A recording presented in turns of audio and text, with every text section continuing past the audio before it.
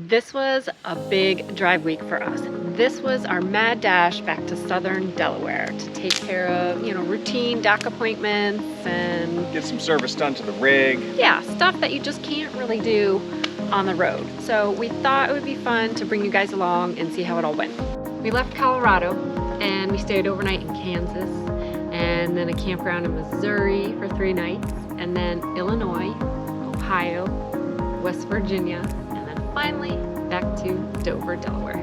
We also realized that this week's video may not be for all our Reset Your Journey fans, but don't worry, next week we'll be showing you our time back in Dover and what we did and showing you around the town a bit.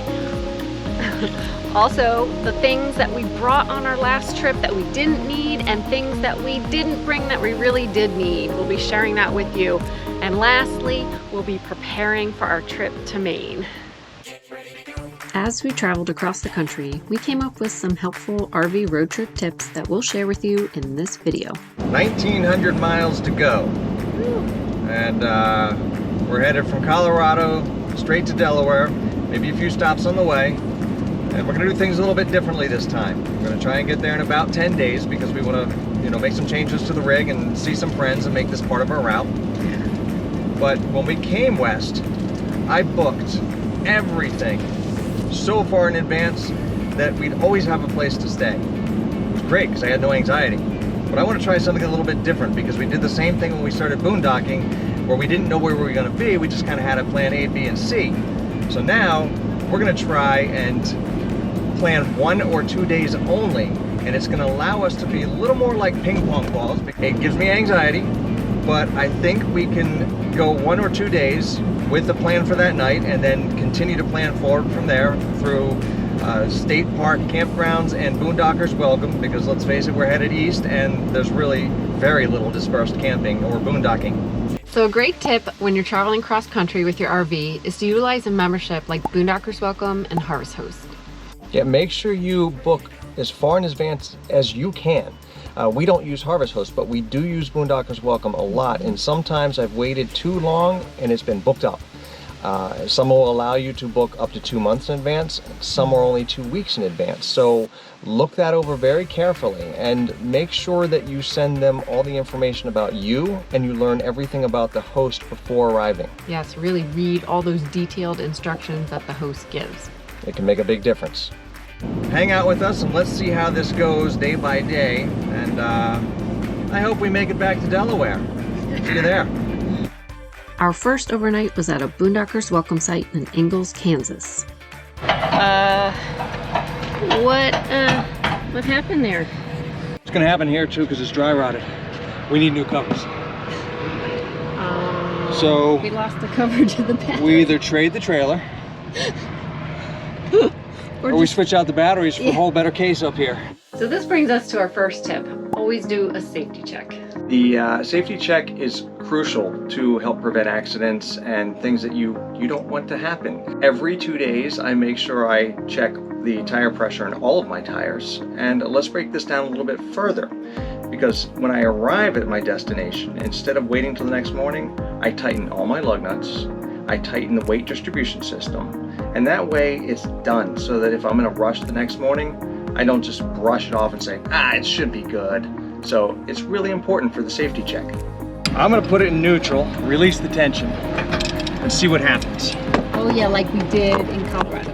Yeah, so it doesn't pop. Right, it worked then. Now we're gonna just make sure it works again, right? Let's see what happens.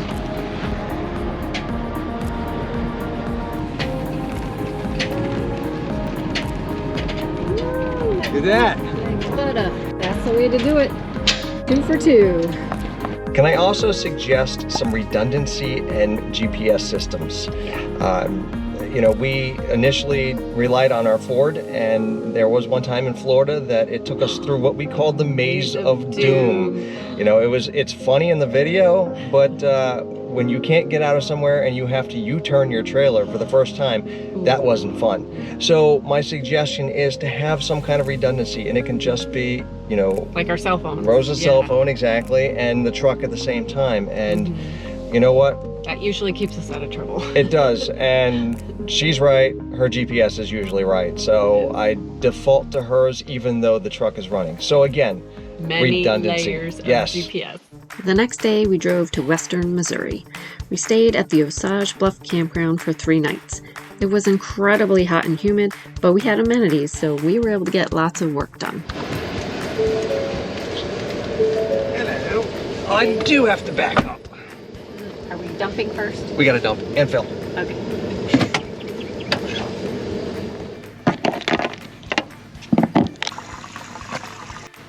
This is gonna take a second. So A nice quiet campground so far. I think it's gonna be very quiet here. It's pretty humid. Yeah. We're in Missouri. But we have electricity. Yes. And we can fill and dump in and out, so this is not bad. Oof. All right, what do you think? Look at that sweat. I We're think- not used to this. 2 days ago, we were in the mountains of Colorado. It was 60 degrees at night with no humidity. This is awful. But it's pretty here.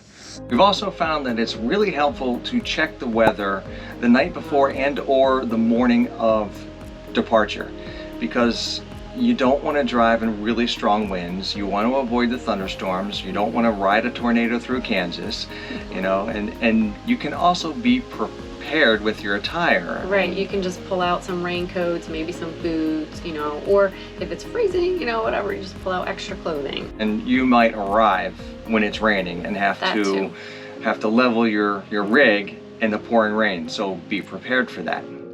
The next day we drove to Fairfield, Illinois and stayed overnight at another Boondockers Welcome site. It suited our needs, but it was definitely out of the ordinary. So, we have been on the road for a while. It's almost 8 o'clock. The Boondockers Welcome, and this is interesting to say the least. Couldn't quite find it first. Now we're following a tractor on his land. Oh my gosh, this is the most interesting Boondockers Welcome I've ever been to. I'm a little scared. I'm a little nervous. But I think we'll be alright. I'm just very... Butterflies are going in the stomach like, oh, what is this? Plus, you know, it's 8 o'clock at night, so that makes it a little more spooky. Okay. We're gonna ram it up, 4-wheel drive. We're going through some mud up a little bit of hill. Yeah, I think so. Make a left at the go slow sign. Oh, this is spooky.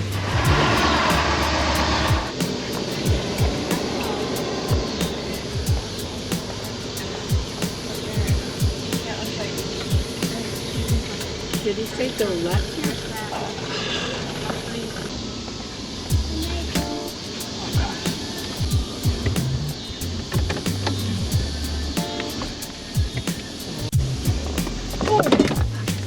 Close your window. Big bug is in here. Big It did not make it in. Excuse my It language. did not make it in. Oh, it did. It went by my back. I'm sorry about that. While you're here with this real list, give me an idea of what I need to cut down and move out to make more room. You're the first travel trailer. That'd probably be a good one for you. We'll be crashing it up early in the morning and out. Yeah. We're just beelining back to East Coast. Good morning. On the road again. So last night was, sorry for all the drama.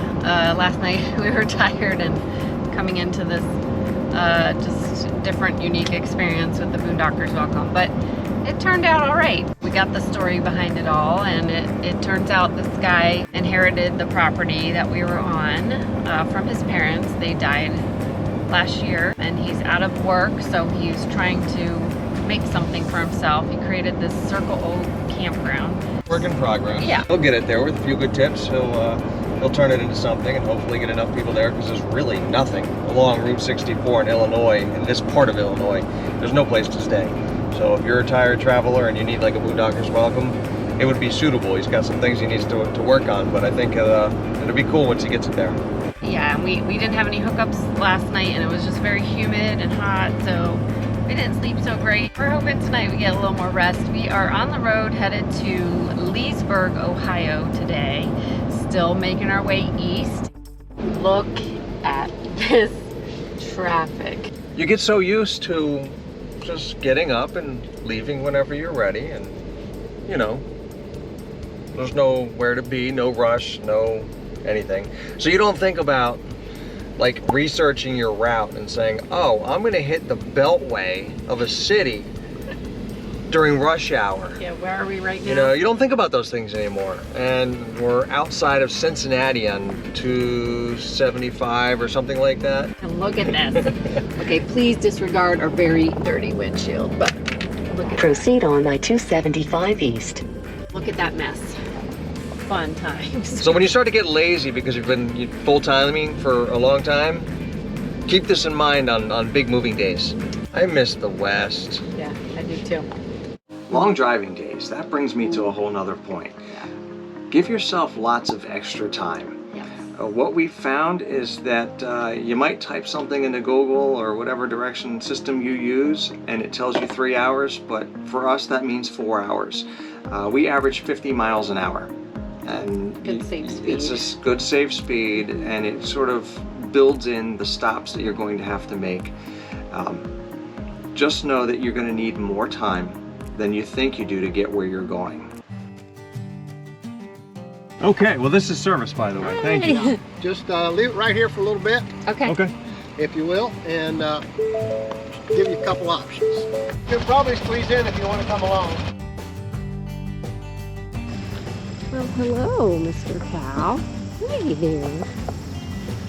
So I'll pull forward and I'll move the butt like right here. Oh, sweetie. You are sweet. Let's try the neutral thing again. I'm on a little bit of a downhill. Oh.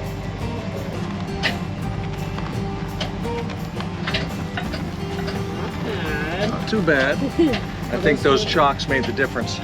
And what to do? Do you think you're up to?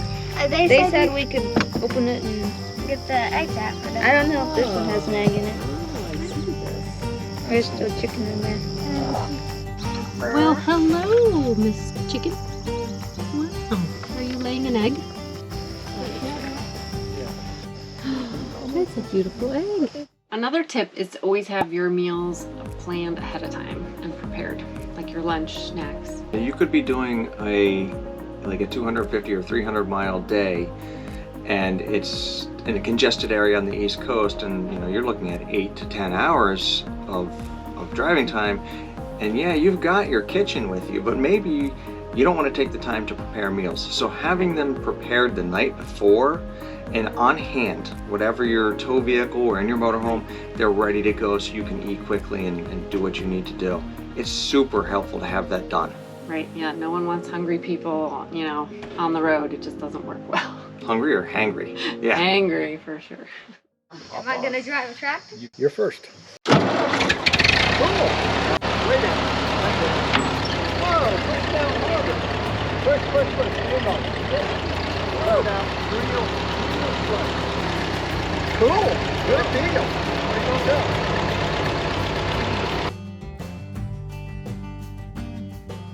Our last tip, fueling on the road. Start looking for a convenient fuel station at half a tank to eliminate anxiety and allow for flexibility. Skip the big name truck stops and save money at the fuel stations a little further off the Think you interstate. can do as good? Push down. Oh, it's hard to push, isn't it? Let it out. See if you can let it up real. Hey, that was pretty good. So you push that button down. Oh, cool. That's pretty good, doesn't it? Oh, that's a good fight. There you go, right in there.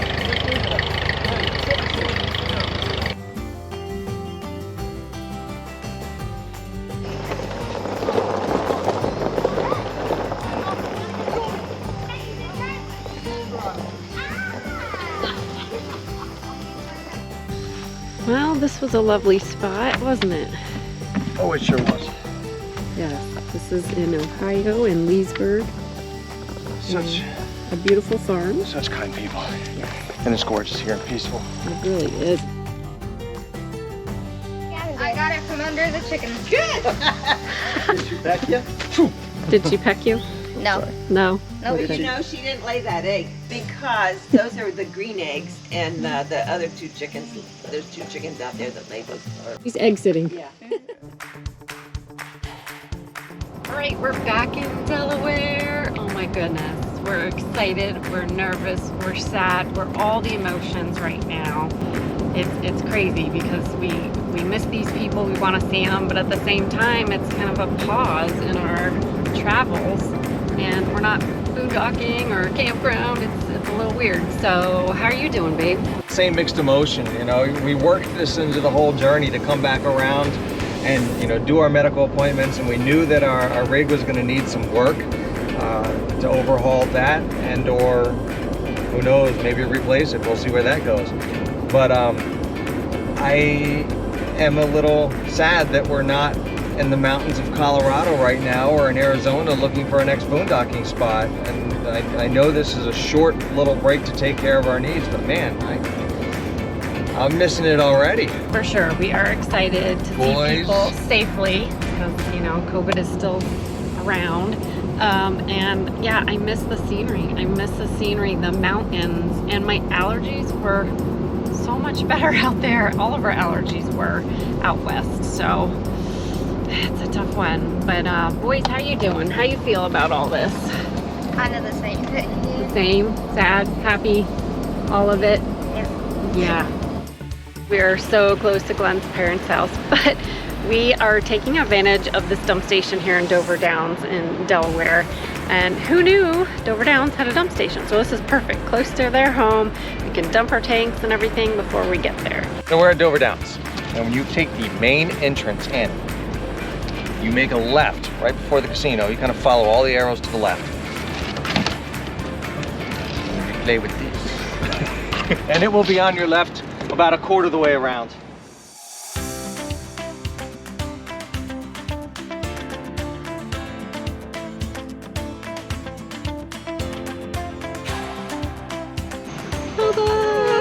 Good to see you guys. Wow.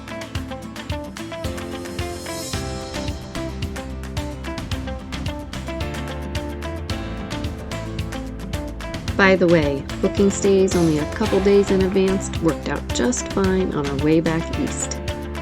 Hey guys, it's the night of our return back through Delaware. We parked the rig, we unloaded some stuff, and we ran out and grabbed some dinner with the family, and it's nice to see my parents again. But I'm numb. Like, all I want to do is get back out on the road. It's almost sad to take things out of the rig, and I know we're going to do some work to this thing, but, you know, I just want to get back out there. So if any of you ever wonder what it would be like to go out on the road for a while and then come back, it's hard to come back because it is that good being on the road.